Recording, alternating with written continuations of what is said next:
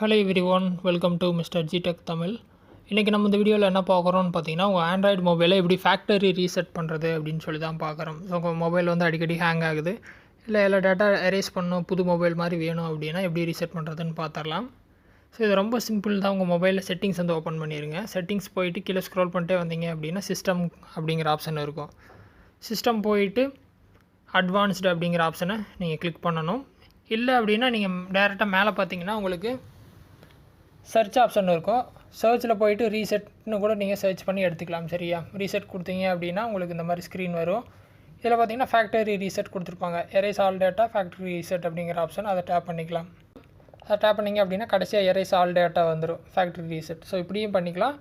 இல்லை உங்களுக்கு ஆப்ஷன் எதில் இருக்குதுன்னு தெரியும் அப்படின்னா நீங்கள் அதில் போய் கூட ரீசெட் எடுத்துக்கலாம். சரியா, ஸோ இந்த மாதிரி வந்துட்டீங்க அப்படின்னா உங்களுக்கு இந்த மாதிரி ஒரு ஸ்க்ரீன் வந்துடும். கீழே ஸ்க்ரோல் பண்ணிட்டு வந்துட்டு ரீசெட் ஃபோன் அப்படிங்கிற ஆப்ஷனை கிளிக் பண்ணணும். ஸோ அடுத்து பார்த்தீங்கன்னா உங்களோட மொபைல் பாஸ்வேர்டை வந்து நீங்கள் என்ட்ரு பண்ணணும். பாஸ்வேர்டை என்ட்ரு பண்ணிட்டு கீழே நெக்ஸ்ட் கொடுத்தீங்க அப்படின்னா உங்களுக்கு கன்ஃபர்மேஷன் பேஜ் வரும்.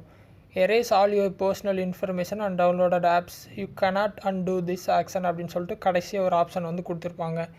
இங்கே மட்டும் நீங்கள் எரேஸ் எவ்ரிதிங் கொடுத்து கன்ஃபார்ம் பண்ணிட்டீங்க அப்படின்னா உங்கள் மொபைல் வந்து ரீசெட் ஆயிரும்.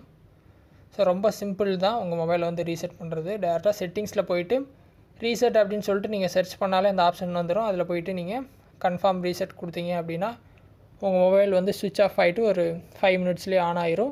புது மொபைல் எப்படி உங்கள் கையில் கொடுத்தாங்களோ அந்த மாதிரி வந்து புதுசாக வந்துடும். ஸோ ஹேங்கிங் ப்ராப்ளம்லாம் இருந்துச்சு அப்படின்னா இந்த மாதிரி நீங்கள் ட்ரை பண்ணலாம். ஸோ அந்த மெத்தடை ட்ரை பண்ணுங்கள். ஏதாவது டவுட் இருந்தால் வீடியோ கமெண்ட்ஸில் சொல்லுங்கள். வேறு எதாவது டாபிக்ஸில் வீடியோ வேணும்னாலும் கமெண்ட்ஸில் சொல்லுங்கள், நான் போஸ்ட் பண்ணுறேன்.